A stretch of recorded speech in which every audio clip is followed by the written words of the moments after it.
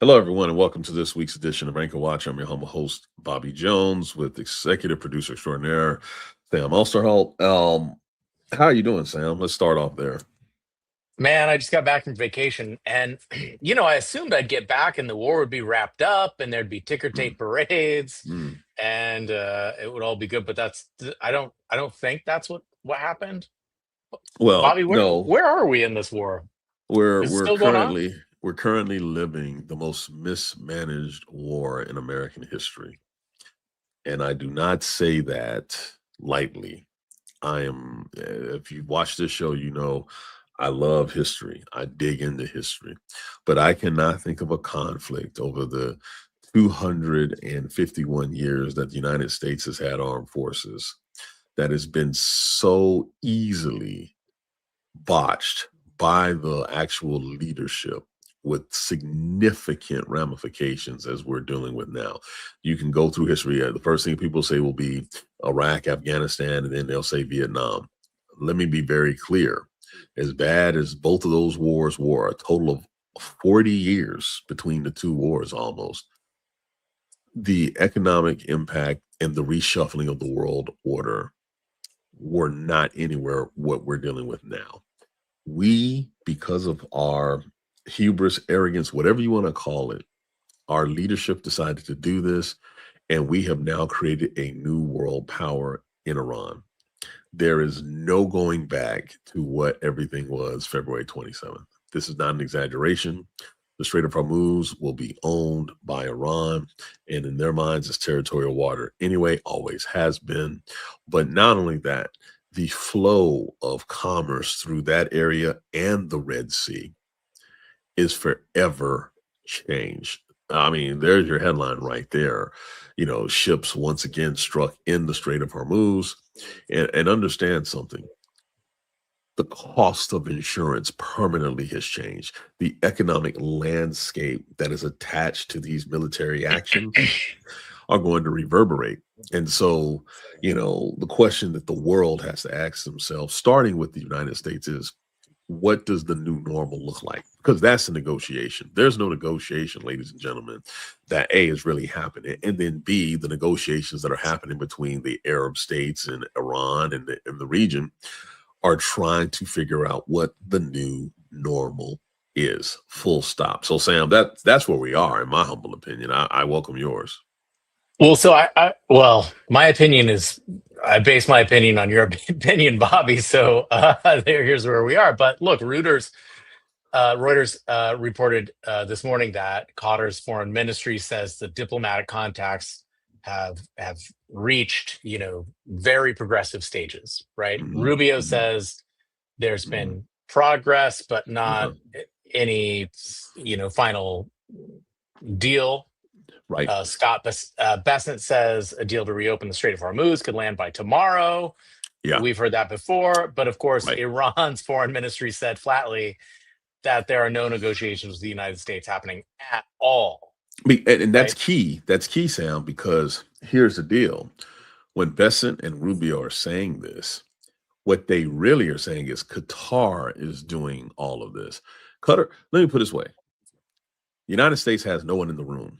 This negotiation that's happening between Qatar and other Arab states and Iran, and what the and what Trump's administration specifically is trying to do, because once again, we have no professional diplomats there in the room having these conversations, is trying to pass off the negotiations as if they're the ones holding it, and Qatar is the proxy, which is the furthest thing from the truth, which is why that clip, go back to that slide you had there about the tweet that was basically saying what the deal is going to look like. The reason it was the other one, the reason the reason that that is happening is because the Arab nations have been talking to Iran the whole time, and they will get favorable conditions for their transits, for their traffic, right? Because it will make the region more whole, more prosperous, and they are kowtowing to Iran as long as they get to move their goods, their oil. What this does mean is U.S. flagged, allied vessels, etc. That's who's about to be shut off. This matters nothing to Doha and Saudi Arabia and those places, because they're like, hey, we can still probably negotiate our way through this. That's why that plan is good to go as far as Oman and this, that, and the other. The people left out, though, who are not in the room, this is a capitulation. How in the world are you going to be the one to start the fight, talk all this nonsense, and then you're not there at the negotiation to end it? Why? Because you've been rendered that irrelevant. Period. Like I said, my opening statement, we have never seen this type of defeat militarily before. Not the War of 1812. I am digging in the crates to try to find something similar to this. But I'll even take it a step further. I don't know of any superpower that has suffered a military defeat that has had this type of ramification. Think about it. The Soviet Union fell apart, not because of a military action or campaign they started. It was this erosion of many things over the course of 9 presidents of the Cold War. So this is unprecedented. And mind you, this is happening under the guy that talked the biggest amount of smack about how great America is compared to any other president we ever had. Life has a sense of humor. Life has a sense of humor. He also said we were turning into a shithole country, but it seemed more like a prophecy than a commentary. But I think the thing that makes me crazy about this is it's self-inflicted. And you and I talk about this almost every week. No objectives were met, right? And people say, okay, the objectives weren't met, but they skip over the part where nobody knew what the objectives were in the beginning. So I want to ask you, what were the objectives in your mind? What was happening in the minds of Pete Hegseth and Donald Trump? I think it's probably dumber than we even think. I will be very clear, because I've thought hours about this. I think the combination of the high of the Venezuela raid, which, unprecedented, it was, special forces, etc., the intoxication of that matched with the increasing heat of the Epstein files dominating the news cycle. People forget, in February of this year, that was the story in America. The Epstein files, the release or the lack thereof, Congress members having to go and sit down in front of computers and take notes. They couldn't take copies on all sorts of ridiculousness, right?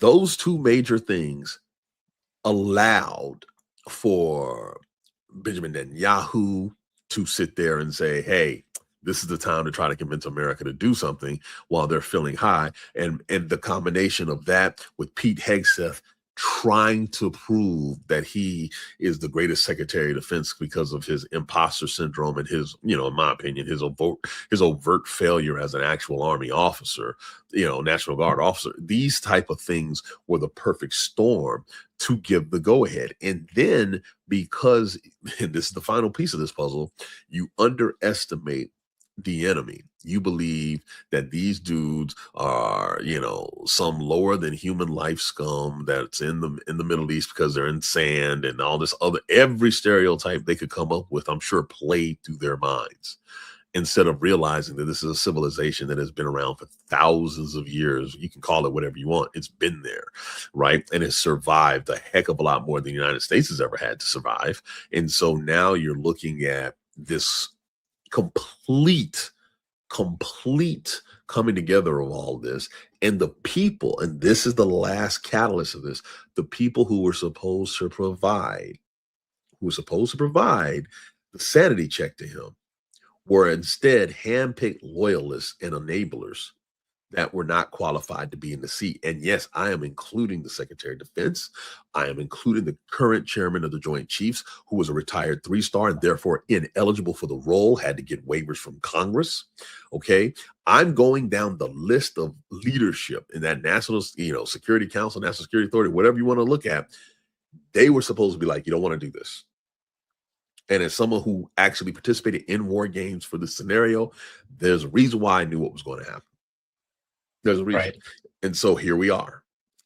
So it was a combination of a perfect storm sprinkled in with the magic fairy dust of American arrogance that has led to quite possibly America's biggest defeat.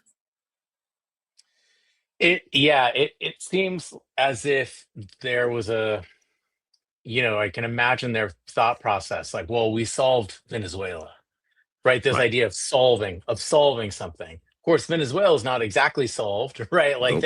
It's not. there are ongoing issues that will continue, and it's still a tangle. It's still kind of a Yep. mess. We don't really know what's going on in Venezuela, to be honest. But Nope. I can hear Pegseth. Oh my God, that's that's where Yeah. I've been. Hegseth saying, "Let's solve Iran." Right. But you don't know what that actually means. Like, what does No. it mean to solve Iran? And so And uh, they there's no study, there's no history, right, there's right, right. no concept of They what they're want doing. to. They here's the other piece of this. Okay, they do this assuming certain things want to happen. They wanted regime change. They got it, but it wasn't the ones they thought were going to come to power. No, They did not lay out strategic objectives of this strike until well into the next week after the strikes had started. Because if you remember correctly, different people gave you different reasons, but the reasons they eventually settled on was nuclear deterrent. Even though we supposedly had bombed them to all sorts of hell in Operation Midnight Hammer, but nuclear deterrence, regime change, a depletion of their ballistic missile inventory and capability, and general stability in the region because Iran has now been made powerless. That's what they settled on. That's what they right. settled on. It wasn't until people saw Israel jumping into the fray then that people really question, okay, is this coordinated? Who's doing what? And then the Houthis enter, and then you had the forces in Lebanon. I mean, it was just an absolute cluster that was happening. And to be completely real with you, CENTCOM knew that this was going to happen. I'm just putting it out there because that's their job to know. We have O plans, operational plans to deal with certain scenarios. In order to create those scenarios, you have to war game these things. You have to walk through it. They knew what inventory was, but because they thought that Iran was going to be scared, we went in hot and heavy. You can tell from a military strategy point, which I believe has been more or less hijacked by the civilian authority because they're responsible for this.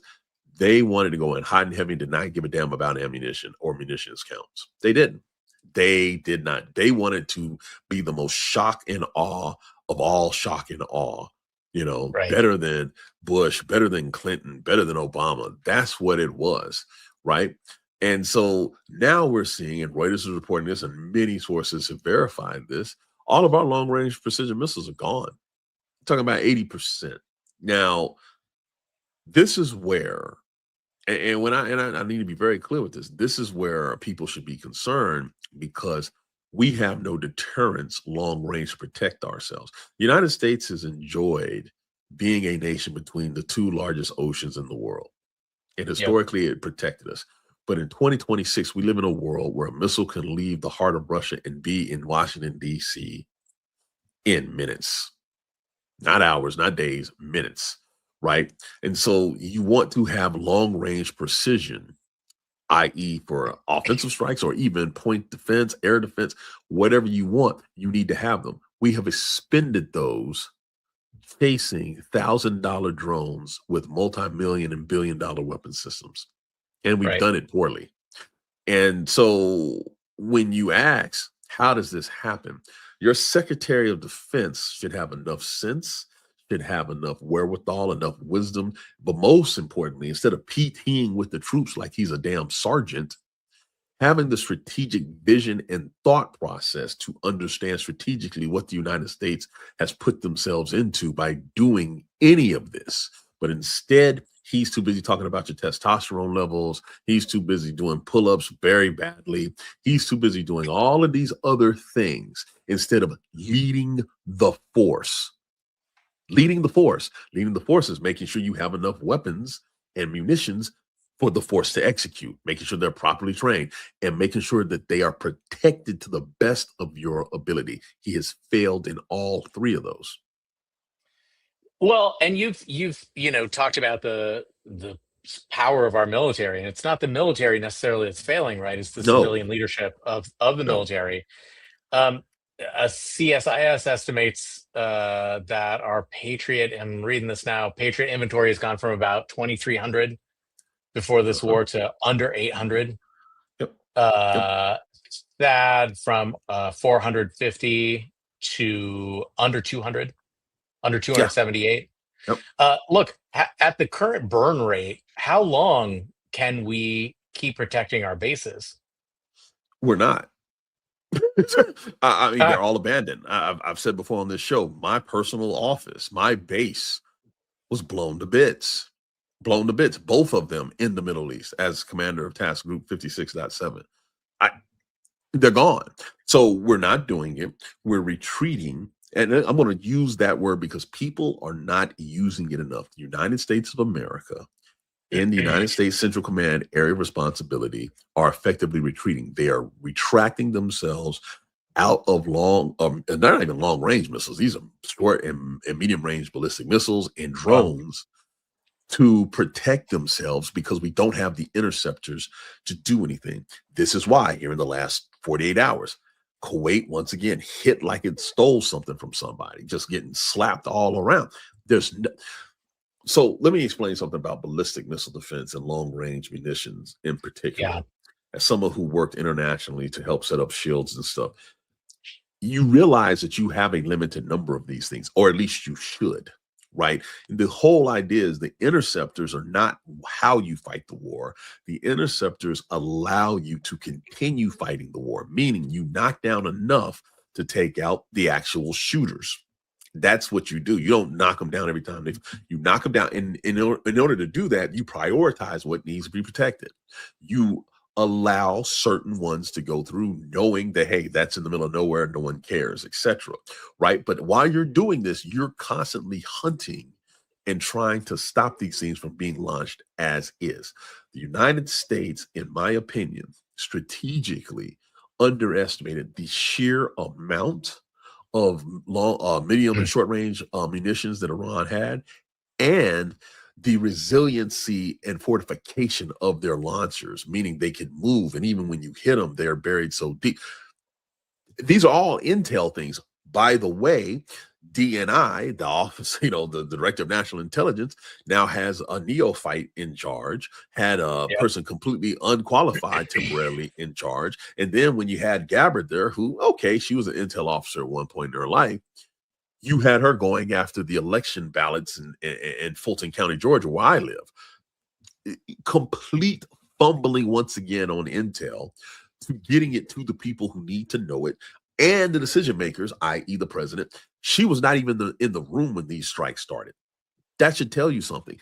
And people have forgotten about this. I have not. The lack of intel, the lack of knowing where to go and where these missiles are going, caused the death of over 160 girls at a school, caused the fact that we are still trying to find these missiles and they're still taking our people out.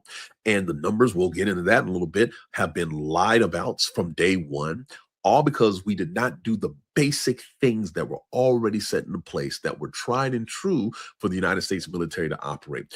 We have asked our forces to do things that they should not have to do, and they're not prepared to do because no one saw this coming. And so now we're consistently running, trying to survive, and we're at the mercy of a nation that you thought would be eliminated in under a week. Well, look, speaking of intel, last week there was some reporting that Russia is giving Iran satellite surveillance and signals intel.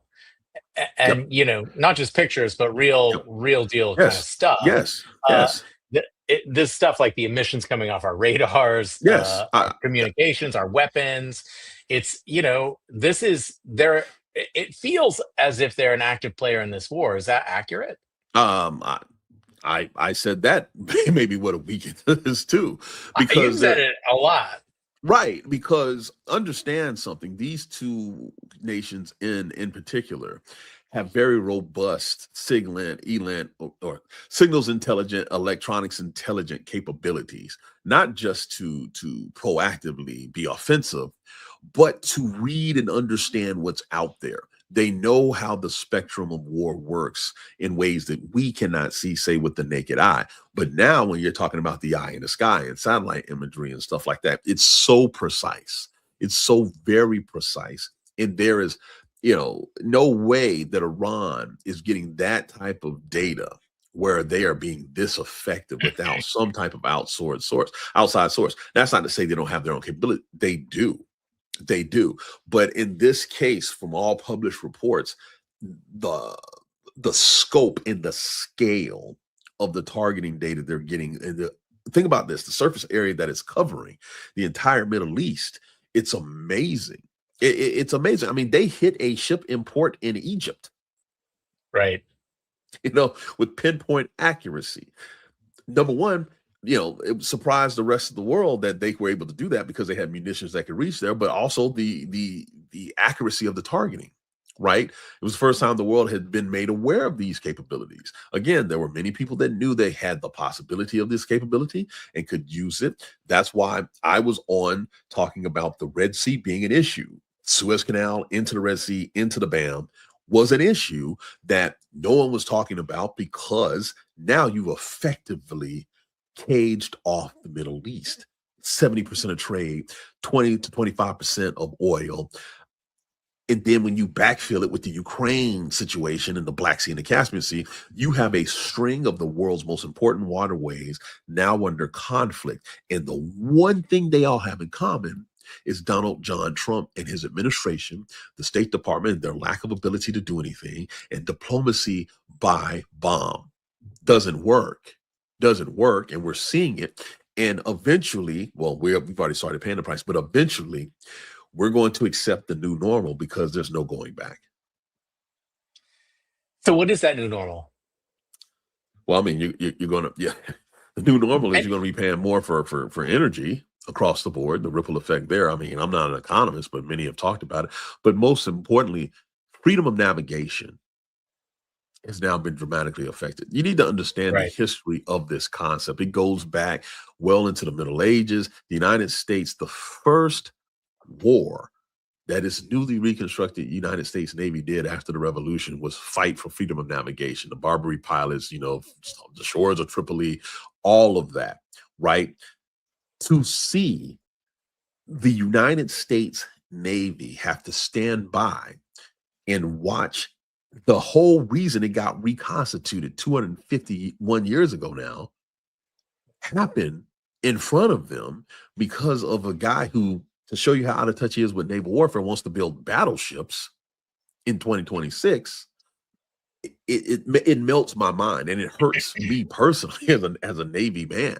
I wouldn't say seawater's in my veins, but damn close. And I'm watching this, the waterways that I patrol on behalf of my country, the rest of the world, to make sure things happen. And it just was given away in a weekend. And it's hard to digest it. It is hard to digest knowing that none of this had to happen. None of it. I think people don't understand the significance of naval power. Like you think of the Spanish Armada, or you think of, right, it feels like an old time, I saw the Odyssey last week and it's ships, people rowing on ships, but naval power is still the backbone of our world supremacy, right?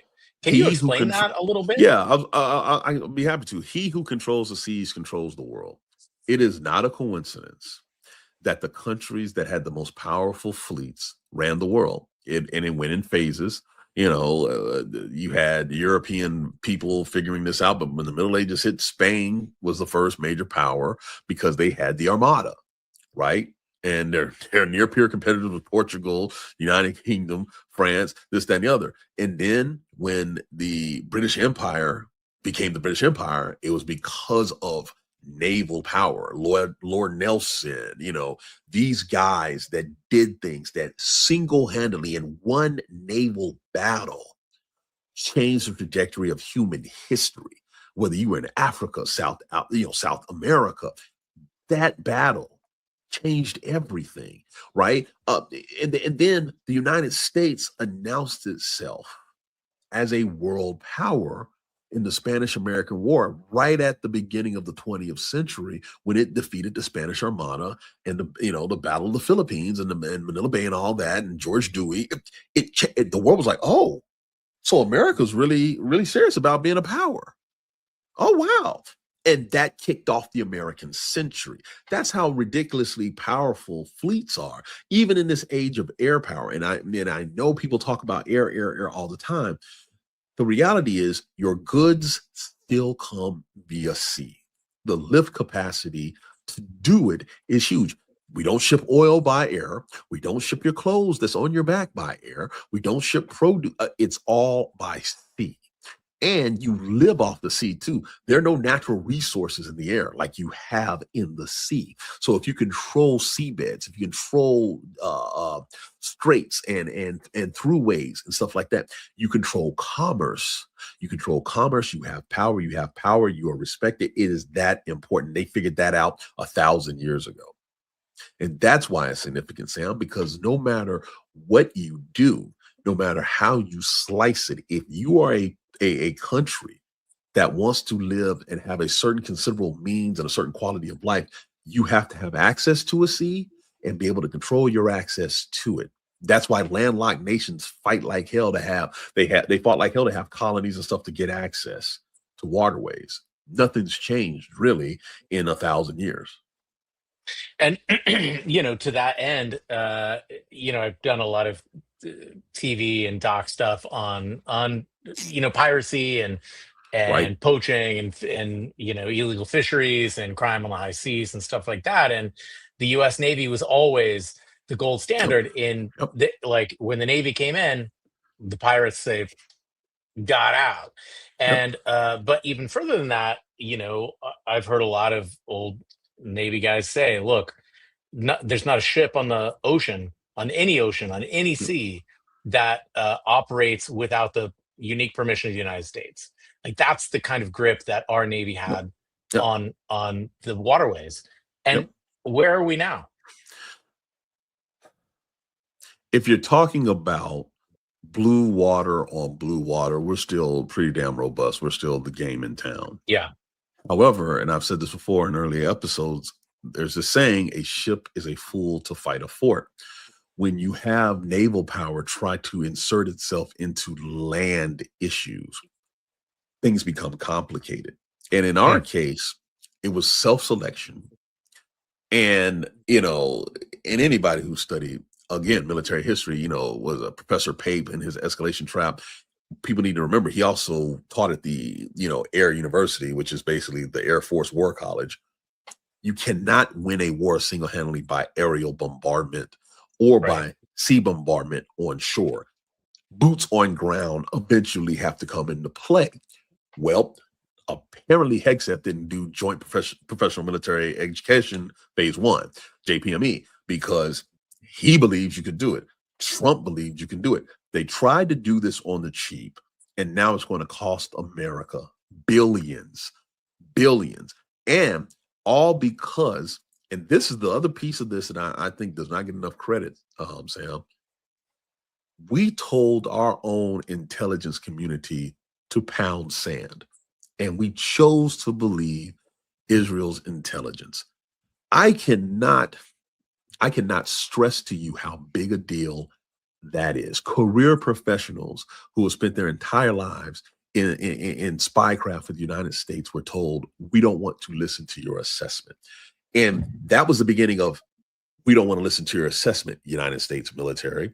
We don't want to listen to your assessment, United States Central Command. We don't want to. It was just this denial of professional subject matter experts saying, we're telling you not to do this.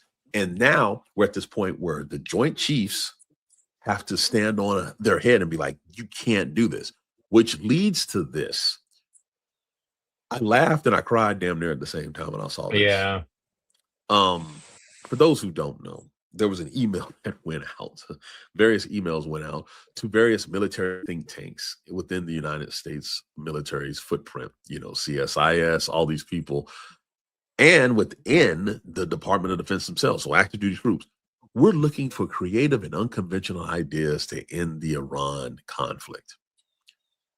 We are literally trying to have a military Etsy for a solution, trying to figure out someone needs to make something that we haven't thought of that will make us win this conflict. It is the most ridiculous, pathetic thing ever. Because you know what? If you ask the think tanks, if you ask military analysts, if you ask retired people like me, we would have said, you should never done this in the first place. None of us would have told you to do it. And now you're kind of stuck with it. Unless you're willing to occupy a nation that's what bigger than Iran, bigger than Afghanistan, or whatever size equivalent you're looking at, or similar to Afghanistan. Unless you want to occupy that for how long, with how many troops, in another forever war. The thing you said that you didn't want to do. That's assuming if we can create places to land our troops in a very contested, bloody amphibious landing that will make Normandy and D-Day look like a church picnic, because that's what you're up against. I just don't understand why they would ask these people, the people who are fighting this, Sam, to come up with a solution that they were not prepared to even fight. 95 million in Iran. Roughly a third of the population of the United States. Yeah. It's a massive, massive country. It's more than twice as many as Afghanistan. Mm-hmm. And look how that turned out. With, by the way, and this is the brilliance of Iran, and this is why I was always wary of Iran. They truly have a decentralized chain of command. What does that mean? That means they operate basically in little pods. Locally, they understand doctrinally what they're supposed to do, but they don't reach back to some central headquarters. They don't reach back to some overarching commander. They act independently and are way more fanatic. The people in charge, to the point where you wiped out the original chain of command there, right? And nothing but worse has happened since you've done it. That should be your clue. You now have a younger, more fanatical, more rabid group of individuals running the IRG, and the country as a whole. And now you're talking about, do we want to put boots on the ground there? I'll tell you what, you first. Or Baron, he's of age, you first. Because that's what we're dealing with. Look, we talked about, first of all, Trump has said he's about to unleash hell like 5 times. Right. Yes. And then has continued to walk it back. There's some reporting that Kane was in the White House and was like, look, we don't have the missiles, which is possibly one reason he's been walking it back. And furthermore, as we talked about, we discovered why Iran was so effective. They've got good intel from Trump's great bestie, Putin. I want to take all of that in these the cards that Iran holds, right? Yep. First of all, it seems pretty clear, if anybody who's played games, board games, or has done any strategy at all, that Iran gets the Strait. Right. Yes, what does their control of the state look like? Do they have any reason? I mean, look, the Iranians are suffering a lot through this war. $600 billion to $1 trillion in damage, thousands dead, thousands of casualties. Of course, they would be better off if this wasn't happening. I mean, it's hard to understand to get your head around how they couldn't be better off actually now than they were before. But nonetheless, they control the Strait. But how much control? What do they give up? And how desperate are they for any kind of a deal? I think you break this into 3 major components: economically, militarily, and diplomatically. Let's start with economically. They're going to get back all their money. And when I mean all their money, they are going to want restitution. They're going to find every available income stream, which means the Strait of Hormuz has become the most glorified toll booth in the world. Right. Vessels that will travel through there will pay some type of toll. Period. You can name it whatever you want. You can sit there and say whether it's through increased insurance rates, whether it's directly to the nation itself, whether they split it with Oman or whatever. you're going to have to pay money to travel through there to get to those resources that the world cares about. That's number one. Okay, they're going to get their money back, and they may try to get it with interest, depending on how froggy they feel. Can't blame them, right? And if you know, and then this is the other thing that Americans need to understand, historically speaking, Iran's got quite the beef here, going Yeah. back to before 1953, and how Yep. the countries, the West, just completely defiled and took their natural resources and did not leave any for them, put in puppet leaders, et cetera, et cetera. And so everybody's, Hegseth's famous line of like, for 47 years, we've been, okay, I'll see your 47 years and I'll go, 73? At minimal, and really more At when you least. consider post World War One. But again, we suck at history and act like we don't know whether it was the British or us. Iran's got beef if they sit there and say, you will pay us back every thin dime. You can't really argue, because if it was America, that's what we would say, right? So that's number one, the economic piece. Militarily, Iran has driven the United States from not one, not two, but 18 military bases that were built to be fortresses, forward deployed to do whatever is necessary on behalf of the United States. Name another nation, even to include World War II, that has been able to pull that feat off. That's why I'm telling you, this is a cataclysmic strategic failure. No other nation's done that to the United States. 18. And here's the thing. I don't think we're coming back. I think part of what is going to be the peace deals, I said deals, plural, with the other Arab nations, the Gulf state nations, will be this understanding that you will not let the United States come back into this area. Matter of fact, if you talk, many of the Islamic extremists, they believe the United States being there defiles sacred soil, specifically Right. Saudi Arabia, right where Mecca is. So militarily, they have forced the great Satan out of the sphere of influence, and I don't think we're coming back. We may have ships go in and pull in and try to reestablish diplomatic ties, but guess what? It will be if Iran lets us go through the Strait. And I Right. think we're going to be a long way from that. So that's militarily. And then finally, diplomatically. Let me ask you a very fundamental question, Sam. You have family in that area of the world. Why on God's green earth would any nation in the region, Iran, the other Arab nations, why would they even welcome the Secretary of State or the President of the United States in that region? Why would they?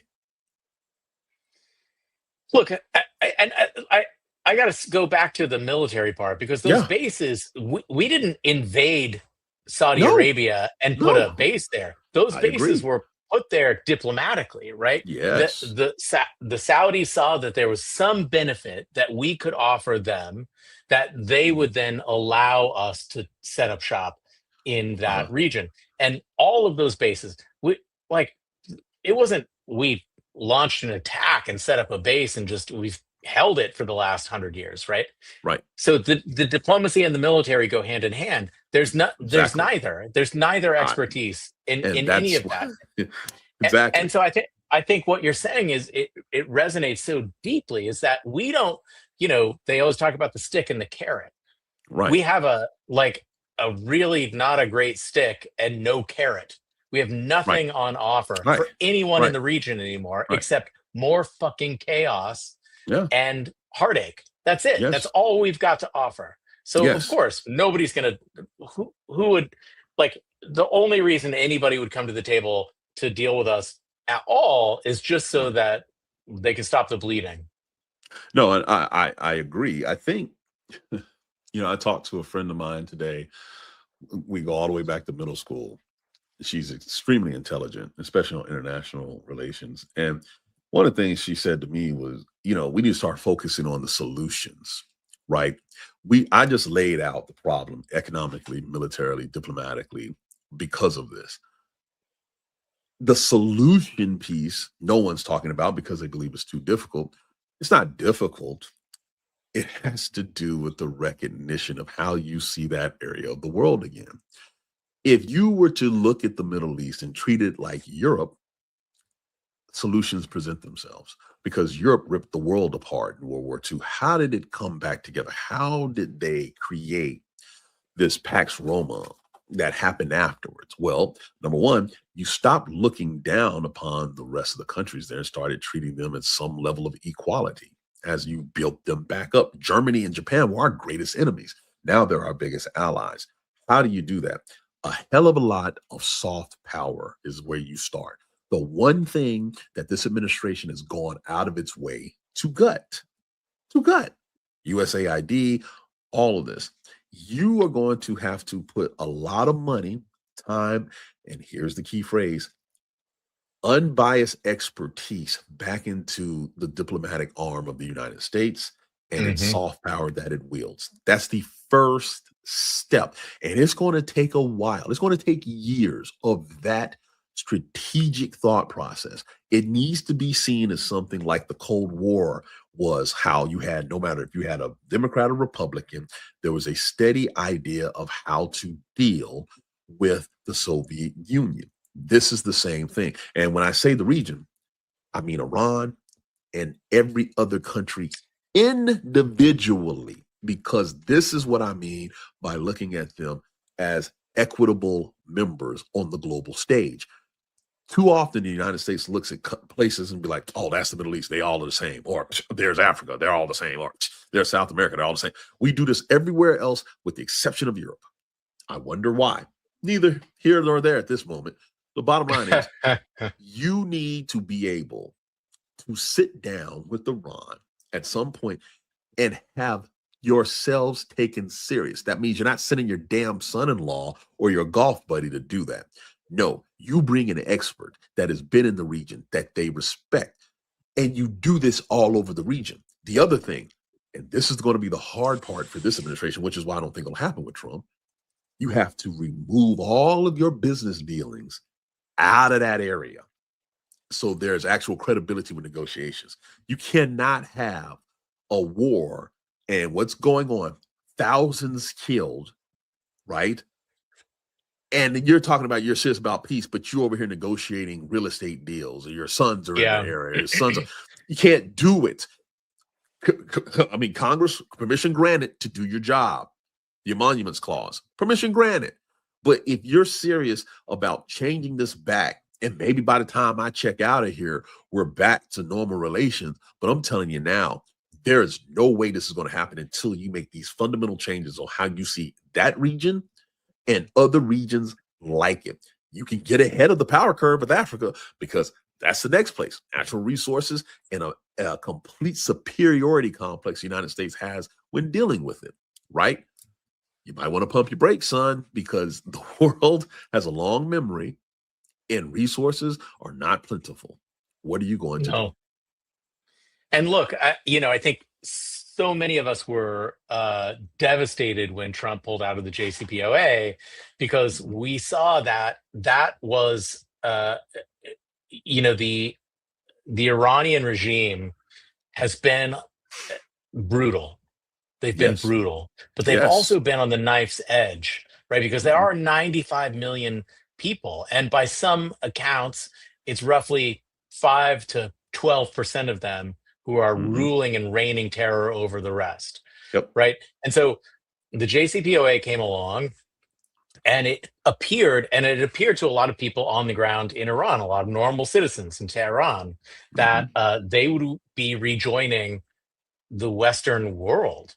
And I say rejoining because they had a sense of being a part of, the world economy pre-79 for sure. Right. And that's excitement. You want to topple a regime, you give the population some hope, right? That they have a future. And Trump snapped it off. Right. He snapped all of the soft power that he had and that he had been given by his predecessor.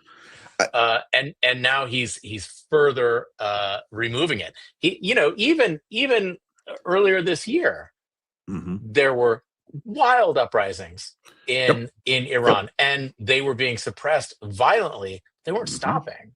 Nope. Right. Nope. The people had a will to do this on their own, and it's gone. Yes, completely evaporated. A sense of nationalism, I would say, of culturalism. The Hmm. culture, I know when I'm talking Persia, not as Iran. I'm talking it's going that deep when you look and see what's being allowed on social media to come out. Now, that being said, you talk about the JCPOA. I've told this story, but I need to be very clear. The JCPOA was a monumental event when it came to diplomacy between the two nations. So much so that when I was, second in command of USS Anzio, and we had to go deal with those kidnapped 10 sailors and we rescued them, I pulled each one out the water to verify their identity. The reason that did not cook off another Persian Gulf all-out war was because that JCPOA had just been signed, and Secretary of State at the time was John Kerry, and he worked with his foreign minister. They did not, and I'm being very clear on this, they did not want to go backwards after years of negotiation because a few sailors in the Persian Gulf were acting stupid on both sides in many respects, right? Mm. That's saying something. And Yeah. we on the tip of the spear, the pointy end of the spear, had to hold our water.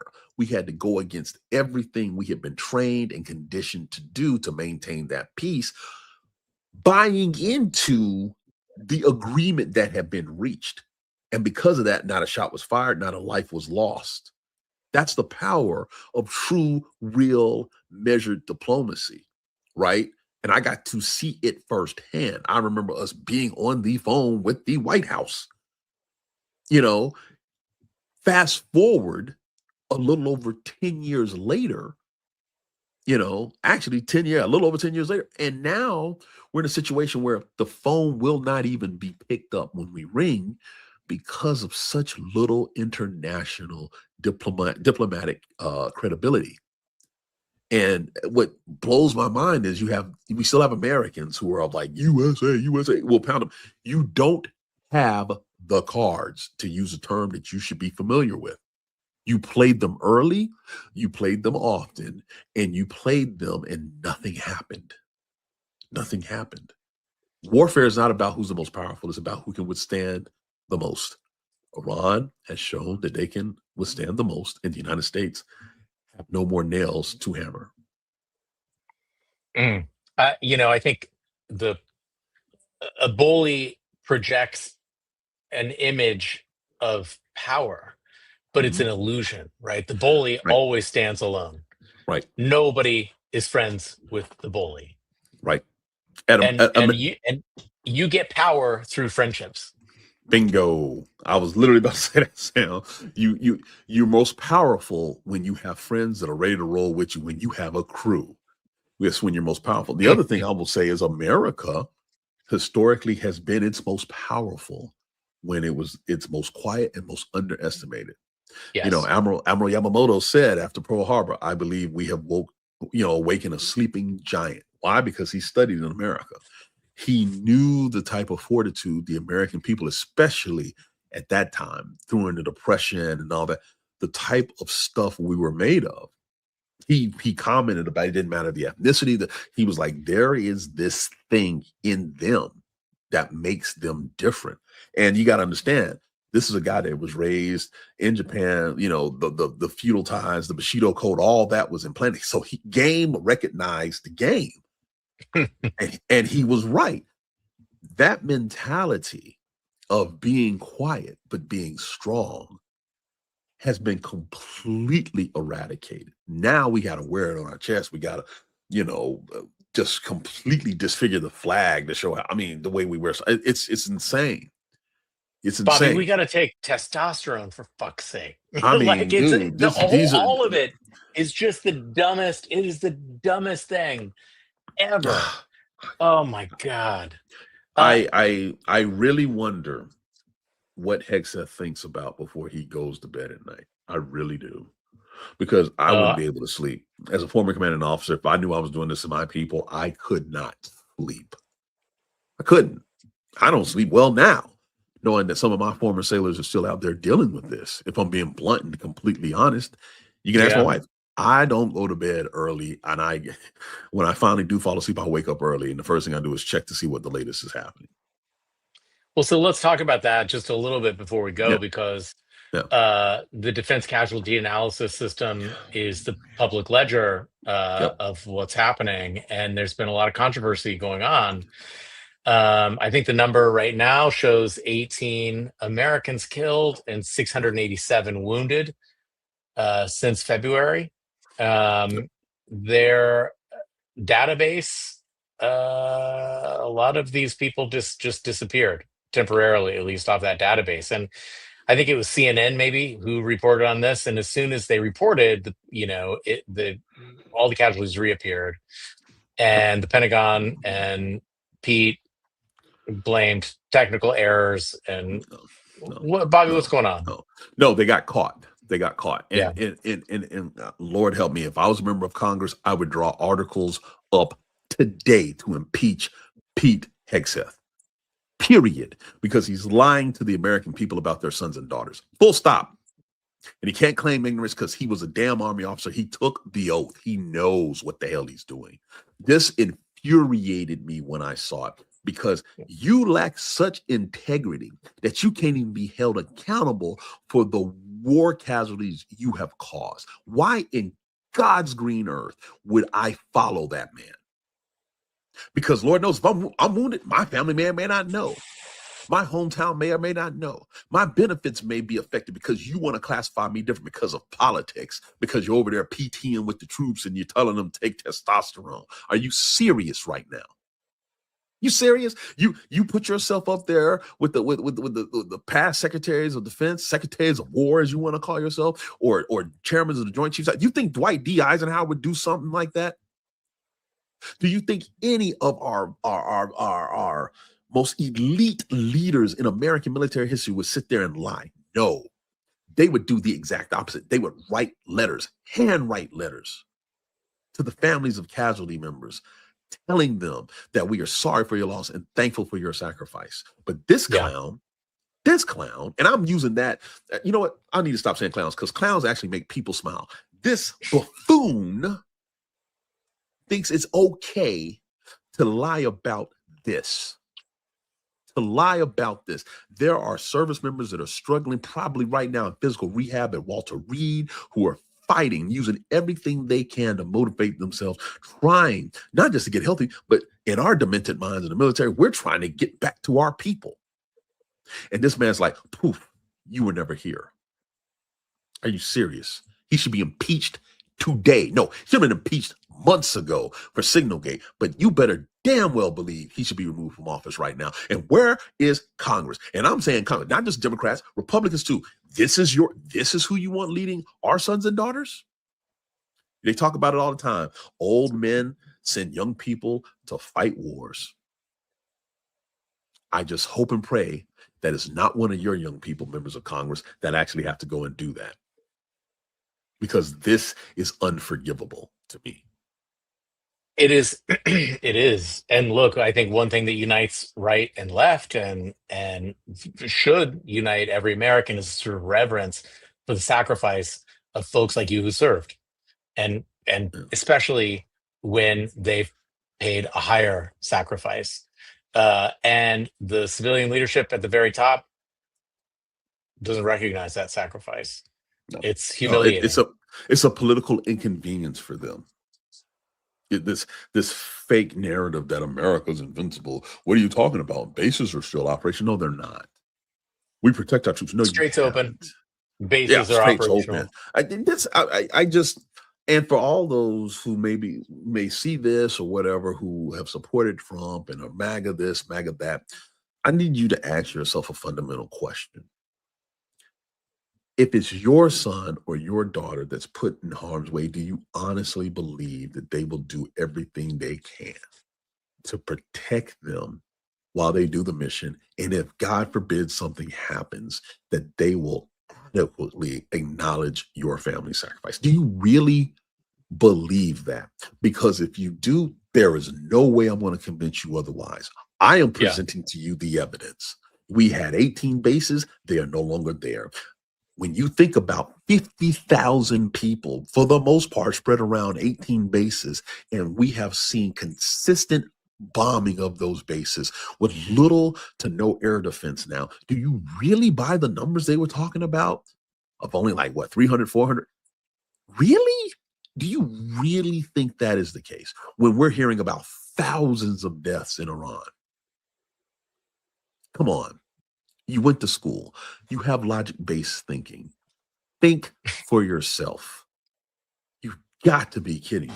And this comes from someone who spent years in that area of the world. I think it's also bad enough that look, the sacrifice they're making is arguably meaningless because this was a total war of choice. I have over the course of my life, my Navy career, I've had to wrestle with that. Iraq and Afghanistan and the global war on terrorism, that whole thing. I'll never use the word meaningless because it means something saying you're willing to go. Yeah, that's right. It means a hell of a lot to say, I'm willing to trust the American people who elected these members of our government, and I'm willing to do the hard thing that they say needs to be done. And there's just a lack of people who are willing to do that for the most part in our society. So it's never meaningless. Now, that's right. That's right. Was it relevant? That is a different question. That is a different question. And that relevancy matters about the environment, the time of the action, and what you were trying to do, right? I would argue that, right after September 11th, there were relevant actions taken for about a year to a year and a half. But then when 03 rolled around and we went into Iraq, that's when the relevancy quickly died off and we were stuck. What we're seeing here is strategically much more different because the United States of America had not been hit and it was not under threat by this country. And by us taking the action, we are now under threat by that country. We are depleted because of attacking that country. And we have leadership that is in denial that their actions led to it, thus no accountability. And ironically, that is the backbone of how the United States military operates. We are always accountable to one another. But when your leadership is saying we're not accountable, as a matter of fact, we won't even count you, how can you effectively lead a force in this unbelievably difficult situation for them? I just don't understand how you can do it. Well, Bobby, we're coming up on the hour, and we didn't even talk about the windfall of Exxon and the other oil companies. And there's a lot to talk about, but we're going to have to pick it up next week. Yeah. Everyone, if I know, Bobby, I give you the floor to say a couple of things, but I just have to say, if you aren't following Bobby on Substack at Navshad, I don't know what you're doing, man. You gotta. His morning updates are just, it's 5 minutes. It is like, how the daily on New York Times is like, oh, I can learn about this. It's even faster than the daily and more informative on all the things. So go subscribe there and become a paid subscriber if you can. It makes a big difference. Follow Lincoln Square, obviously. If you're on watching on YouTube, hello. Super chats, we always like to read those. That's my spiel, Bobby. No, I'll give you the last word. You're very generous. Yeah, I would say we're like the morning briefings, like the daily, only a lot less produced. No, I've had every opportunity in my life to sit there and not believe in the American people and our country. Believe you me, hundreds of years of excuses not to, but I choose to be optimistic about us as a people, as a nation, and to be honest, as a world. But that doesn't happen unless you, A, learn, and then B, get involved. Our system is set up for people to be involved. The world is set up for people to be involved. It's amazing when you think about it. And so we just all need to do our own part. That's why when you write me on my Substack, I write you back, because I think it's important to have the dialogue. My personal belief is the second you stop learning is the day you're waiting to die. And right now, we got a lot of dead sons of bitches walking around here because they're not trying to learn anything. So let's get a little bit more involved, and I'm here to help. And you guys have actually educated me on many things, and for that, I thank you. And Sam, I think that's it for the week. I appreciate you being on here, brother, as always. And we'll see you Man, I guys next appreciate week. you Man. having me. Putting No up with my problem. idiocy. Appreciate it, buddy. Negative. Thanks, everyone.